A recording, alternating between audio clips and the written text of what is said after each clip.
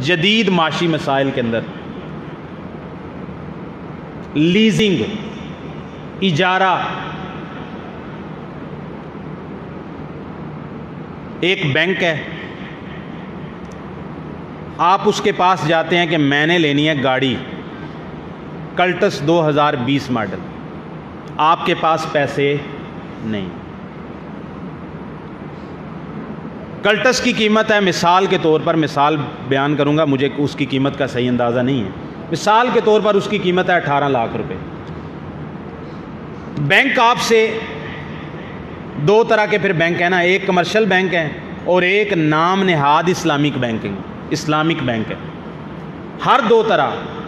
آپ اس کے پاس جاتے ہیں، یہ میں نے گاڑی لینی ہے، بینک کہتا ہے ٹھیک ہے جی گڈی لے دینے ہیں، کیڑی گل ہے، پھر ڈاؤن پیمنٹ دیں جی، کتنی ہے جی 5 لاکھ روپے، اگلی شرط سیکیورٹی جمع کروائیں، اتنی سیکیورٹی بھی کر لیں، اگلی بات آپ اس میں انشورنس بھی کروائیں، گاڑی کی جو انشورنس ہوگی وہ بھی آپ ادا کریں۔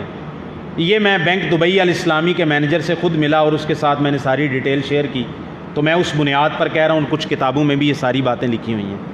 اس نے صاف صاف مجھے کیلکولیٹر پہ حساب کر کے بتایا، وہ کہتا ہے جی گڈی تو اینے دی پائے گی، میں کہا مجھے تفصیل ایک ایک چیز آپ لکھ کر دیں، اس میں اتنے لاکھ روپے کی انشورنس ہوگی، اتنا ہم سیکورٹی کے طور پر رکھیں گے، جب معاملہ ختم ہو جائے گا آپ کو واپس کر دیا جائے گا، اور اتنی آپ ڈاؤن پیمنٹ دیں گے، جتنی ڈاؤن پیمنٹ آپ زیادہ دیں گے آپ کو قسطیں کم پڑیں گی، گاڑی اتنی سستی ملے گی، اور جتنی ڈاؤن پیمنٹ آپ کم دیں گے آپ کو قسطیں زیادہ پڑیں گی اور آپ کو گاڑی مہنگی ملے گی۔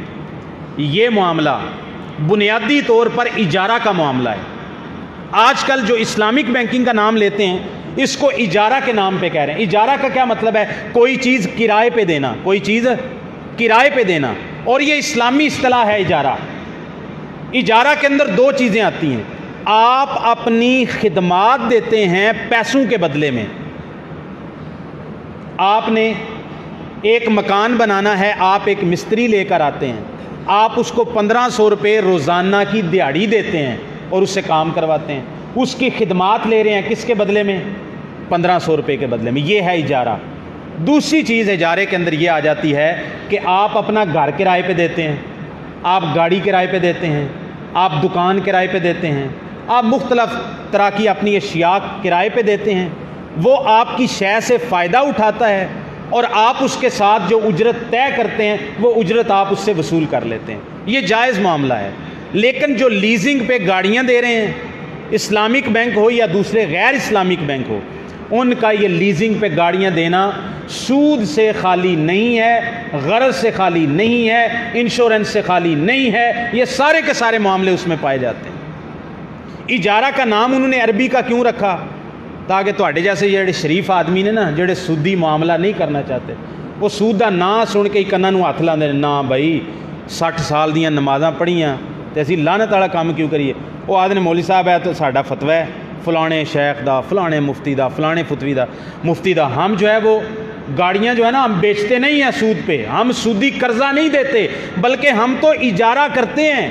انہیں عربی دا لفظ بولیا، آپ نے کہا لے بھائی یہ تو اسلامی کام ہے، جہاں عربی آ جائے وہاں اسلامی، تو بھائی یہ بات لازمی نہیں ہے۔ اجارہ پہ جو گاڑی دی جاتی ہے، بینک جو دیتے ہیں، میں اس کی بات کر رہا ہوں، یہ جائز نہیں ہے۔ پہلی بات، اس میں دو عقد ہیں۔ نبی کریم صلی اللہ علیہ وسلم نے فرمایا لا تجوز بیعتان فی بیعت، ایک سودے کے اندر، ایک عقد کے اندر دو عقد نہیں کیے جا سکتے۔ یہاں پر دو عقد کیے جا رہے ہیں، ایک عقد ہے اجارہ کا، کرائے کا، اور دوسرا عقد کیا ہے؟ بہانہ اصل میں کیا ہے؟ آپ کو 5 سال کے لیے لیز پہ گاڑی دے رہے ہیں، 5 لاکھ روپیہ ڈاؤن پیمنٹ، اتنی انشورنس، اس کے بعد 5 سال تک جتنی اس کی قیمت بنتی ہوتی نا، 18-20 لاکھ جتنی انہوں نے لینی ہے، وہ سارا 5 لاکھ کے بعد جتنا بچتا ہے سارا حساب کر کے ماہانہ آپ سے 20,000 30,000 کرایہ وصول کرتے ہیں۔ جب اس گاڑی کی قیمت 5 سال بعد پوری ہو جاتی ہے، وہ 18-20 لاکھ آپ سے لے چکے ہوتے ہیں، انشورنس کا الگ سے لے چکے ہوتے ہیں، اور سیکورٹی تو چلو انہوں نے آپ کو واپس کر دینی ہوتی ہے۔ گاڑی کی کہتے ہیں ہم قیمت کر دیتے ہیں، ویلیو زیرو کر دیتے ہیں مارکیٹ کے اندر۔ اب اس کے بعد وہی بندہ جس نے 5 سال کے کرائے پہ گاڑی اٹھائی تھی، اب اسی کو ہم نہ اس کی ایک فرضی سی قیمت لگاتے ہیں، یہ گاڑی 10,000 روپے کی، تو وہی جو کرائے پہ لینے والا ہے نا وہی بندہ خرید لیتا ہے۔ میں کہا بھائی جڑا پاگل ہی ہوئے گا جڑا نہ خریدے انہوں، بھائی جس نے اس کا 20 لاکھ روپے 5 سالوں میں پے کیا ہے تو وہ کیوں نہ اس کو 10,000 میں خریدے گا۔ اور بعض اوقات یہ 10,000 کی فرضی قیمت بھی نہیں لگائی جاتی، کہتے ہیں کہ بھائی ہم نے آپ کو بیچ دی یا ہم نے آپ کو ہبہ کر دی یا تحفے میں دے دی، اصل میں یہ حیلہ ہے۔ آپ اصل میں اس کو چیز بیچ رہے ہیں، سود پہ بیچ رہے ہیں، مقصد آپ کا سود لینا تھا، لیکن آپ نے اسلامی اصطلاح استعمال کی کہ ہم 5 سال کے اجارے پہ دے رہے ہیں۔ تو اجارے کے اندر تو یہ شرط ہوتی ہے اسلام کے اندر، جب آپ اپنا مکان کسی کو کرائے پہ دیتے ہیں، اپنی گاڑی کسی کو کرائے پہ دیتے ہیں، آپ اپنی دکان کسی کو کرائے پہ دیتے ہیں، اگر اس میں کوئی بھی آسمانی آفت کی بنیاد پر آپ کے مکان کا نقصان ہو گیا، دکان کا نقصان ہو گیا، گاڑی کا نقصان ہو گیا، تو مزدوری پر یا کرائے پر لینے والا اس نقصان کا ذمہ دار ہوتا نہیں۔ لیکن اس صورت کے اندر آپ اس کو مالک بھی نہیں بنا رہے، گاڑی بھی بینک کے نام ہے آخری قسط ادا ہونے تک، اور اس سے 3 لاکھ روپیہ، 2 لاکھ روپے، 1.5 لاکھ روپے آپ نے اس سے لیے انشورنس کے نام پہ کہ اگر گاڑی کا کوئی نقصان ہو گیا تو آپ ہی کی جیب سے ادا کی ہوئی انشورنس سے فلاں انشورنس کمپنی اس کا نقصان بھرے گی۔ تو بھائی معاملہ کرائے کا کہاں رہ گیا؟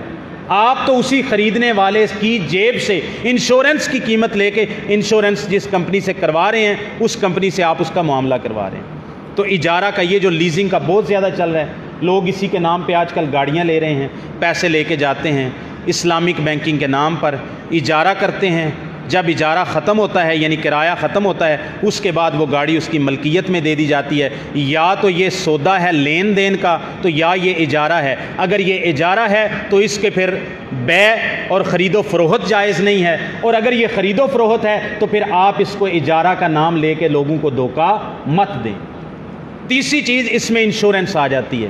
انشورنس جوا ہے، سود ہے، ربا الفضل بھی ہے، ربا النسیہ بھی ہے۔ انشورنس کی سوائے 1-2 صورتوں کی اور کوئی صورت جائز نہیں ہے۔